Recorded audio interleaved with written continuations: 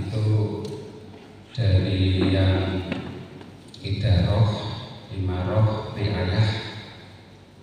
Gambarannya Masjid Eko Daya itu program unggulannya dari beliau yang saya tangkap ya, nanti dikoreksi Pak Kanan. Itu satu, harus ada pos masjid, pos kesehatan masjid. Jadi monggo nanti teman-teman penyuluh ketika sosialisasi, siap nggak masjid nanti mengadakan pos kesehatan masjid. Kita sudah buat SOP untuk pos kesehatan masjid. Bisa kalau gambaran awal entah nanti kebijakan dari dinas kesehatan ya, gambaran kita nanti sementara itu kerjasama dengan Puskesmas.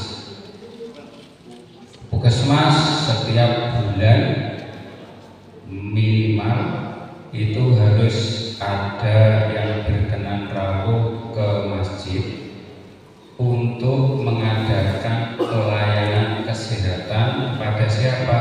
Satu, jamaah masjid, termasuk takmirnya, berarti warga masjid. Warga kan ada dua nih, takmir sama jamaah. Yang kedua, masyarakat sekitar masjid. Satu, apa saja yang harus dilakukan di pos masjid itu nanti kesepakatan dengan Puskesmas. Boleh tadi yang disampaikan, dicek gula, dicek asam urat sama kolesterol. Itu seminggu sekali minimal. Teknisnya bagaimana?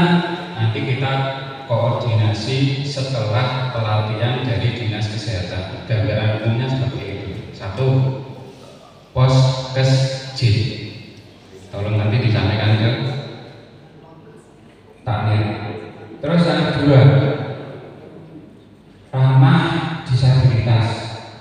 Masjid yang ramah disabilitas, gambarannya itu kalau ada yang jamaah atau musafir mau sholat di masjid itu kebetulan difabel, maka dia tidak mengalami kesulitan.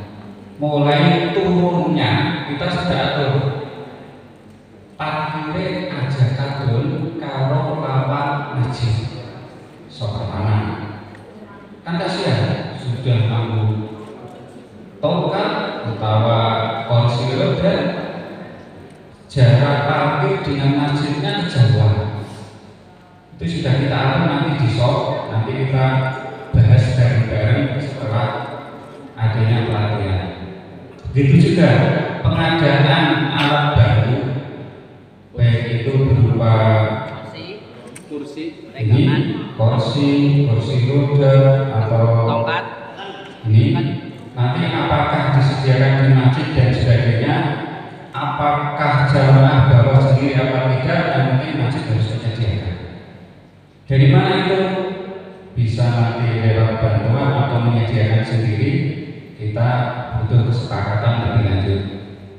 Jadi untuk ramah disabilitas, begitu turun sudah kita atur, alat untuk mempermudah juga kita sudah atur, sampai ujungnya kita atur supaya tidak mempersulit, dan toilet terus dari toilet ke lokasi sholat juga sudah kita atur, termasuk sarana prasarana untuk difabel netral. Di masjid itu minimal harus ada Al-Quran Braille,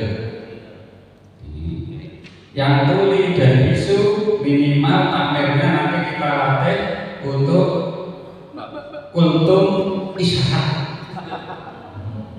Karena difabel, jangan Arab kultum, mungkin penyuluh bisa Pak, ini Pak pelatihan untuk latih. Jadi kultum pakai bahasa isyarat untuk salah satu hobi masjid ramah difabel.